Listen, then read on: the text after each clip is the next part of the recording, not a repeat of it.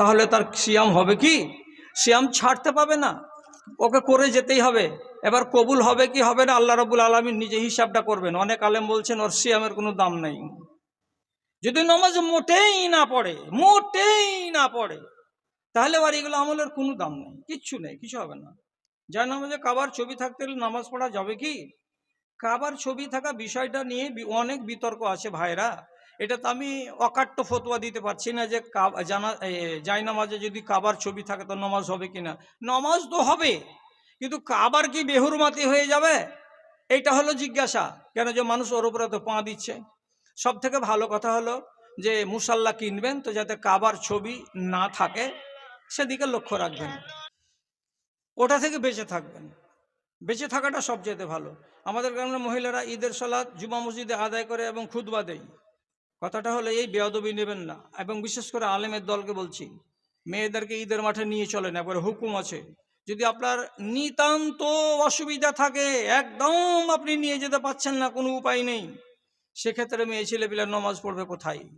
এই জন্য সৌদি ওলামাদের যিনি বিখ্যাত আলেম আল্লামা ইবনে বাজ রাহিমাহুল্লাহ, উনার ফতোয়া আজও আমার কাছে লিঙ্কে মজুদ আছে। সেক্ষেত্রে মেয়েদেরকে নিষেধ করবে না, ওরা কাউরি বাড়িতে কিংবা কাউরি হল ঘরে বা কাউরি ছাদের উপরে গিয়ে ঈদের নামাজ আদায় করবে, কিন্তু ওদেরকে খুতবা দিতে হবে না। এটা নফল নামাজ। অন্যান্য নফল নামাজ যেমন মেয়েরা পড়ে তেমনি তারাও পড়ে নেবে। যে ব্যক্তি নেশা করে তার পিছনে কি সালাত হবে? যারা আর নেশাকারী আছে ওদের নামাজ হবে, যারা নেশা করে না তাদের নামাজ হবে না। সালাত আদায় করে না কিন্তু দান করে, তার দান কি কবুল হবে? একই কথা। আরে মোটেই নামাজ পড়ে না, নামাজকে স্বীকারই করে না, তাহলে ওর দান নিতে আপনাকে আপত্তি নেই, নিয়ে নিতে হবে, কিন্তু ওই মসজিদ টসজিদে লাগাতে হবে না। ওই 10-এর জায়গাতে খরচ করে দিতে হবে, গরিব গুরবাকে দিতে হবে, না হয়তো গরিব ফের না খেয়ে মরবে।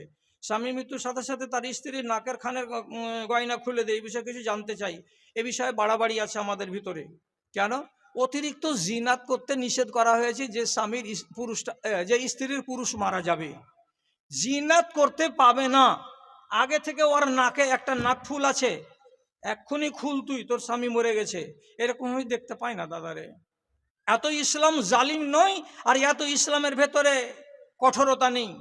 ওর হাতে যদি ধরেন একটা সোনার চুড়ি আছে, তো আগে থেকে পরতো, নতুন করে পরবে না। কি রঙিন কাপড়, সুন্দর সাজগোজ, ঠোঁটে আলতা দেওয়া, আর এই ঠোঁট পালিশ দেওয়া, আর চোখে সুরমা দেওয়া, আর বিন্দি দেওয়া, আর চুলে তেল দিয়ে সাজগোজ করা, এইগুলো করতে পাওয়া যাবে না। কিন্তু ওর গায়ে তখন যেটি আছে সেইটিকে খুল, না তো তোর স্বামীকে আজাব দেওয়া হবে, এইরকম কথা নাই ভাই আমার। তারপরে কি মৃত্যুর সংবাদ শুনে আলহামদুলিল্লাহ ইন্না লিল্লাহি ওয়া ইন্না ইলাইহি রাজিউন বলা কি ঠিক?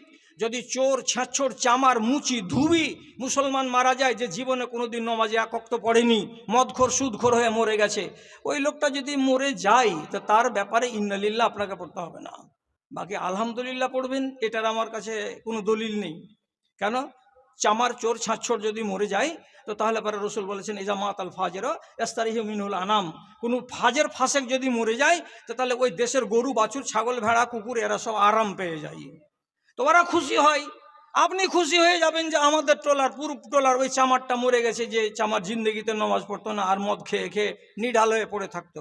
তা আপনি মনে মনে আনন্দ বোধ করতে পারেন, কিন্তু ইন্না লিল্লাহ আপনাকে পড়া লাগবে না, যেহেতু সে দিনদার মানুষ নয়। তাহলে কথা শেষ।